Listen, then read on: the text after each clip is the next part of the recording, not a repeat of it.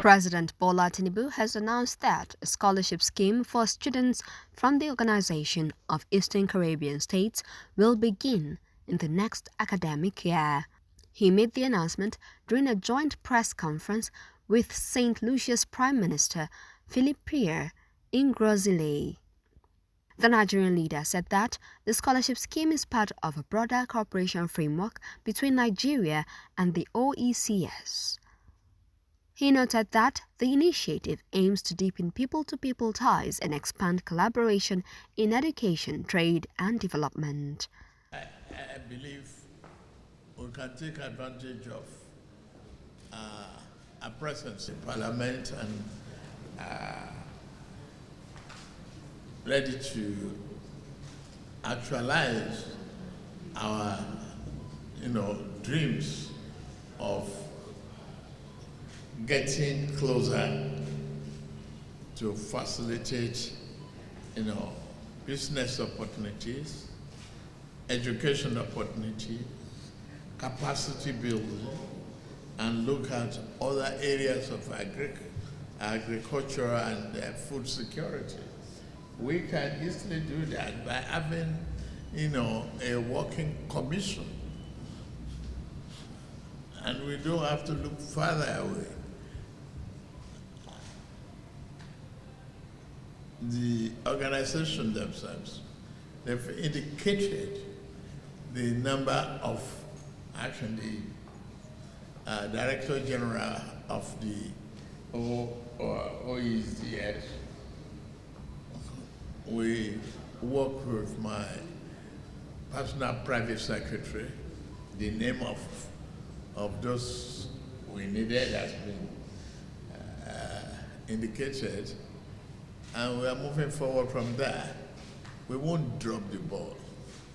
When asked about potential challenges in expanding OECS cooperation in key sectors, President Tinubu had this to say. I don't look at difficulties. I look at problem solving. And that is why the working lunch promoted that quick understanding of what could be your expectation of difficulty. I just a little melting point in bureaucracy.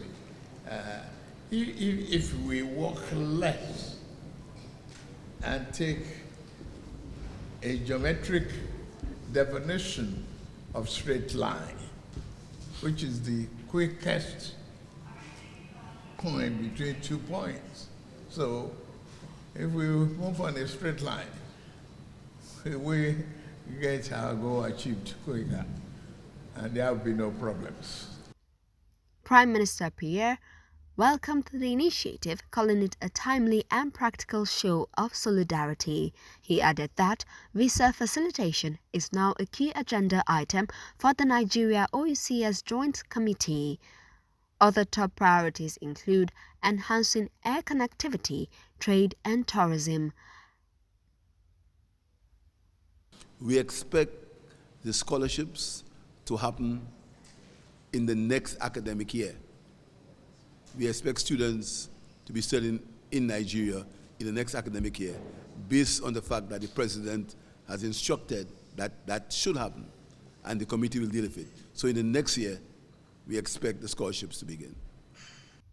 When asked about the reciprocal visa waivers might be implemented, Pierre had this to say. Well, in fact, at the joint meeting, we discussed that, and there are some islands in the OECS, St. Kitts, where there are no visa requirements. What we said is that that committee will deal with all these issues, and the first on the agenda will be the people, which would come with the visa requirements. But is the first topic on the agenda for discussion. So we hope to have a speedy answer to that at the soonest possible opportunity. What Nigeria is doing today, what the President has done today, is to further broaden the bonds that bind all of us together, both Africans in diaspora and Africans on the continent. Nigeria being the largest, the most populated African country. I think from what the President said, And from the historical ties we've had before, people-to-people relationship, Lucians playing some important role in our country, I think this will mark a new beginning, something that will resonate in the future. It's not just engaged in the big countries, the big strategic countries around the world, the likes of America, China, India, Brazil, but also has focus and attention on the smaller ones, the ones that we will look at and say they don't matter, but they do matter. We have with St. Lucia, we have cultural similarity, we have also historical history with them, historical relationship, and also it's a gateway towards the Caribbean. It's the Senate and House of Assembly, where he outlined his vision for a renewed and dynamic engagement between Nigeria and the OECS.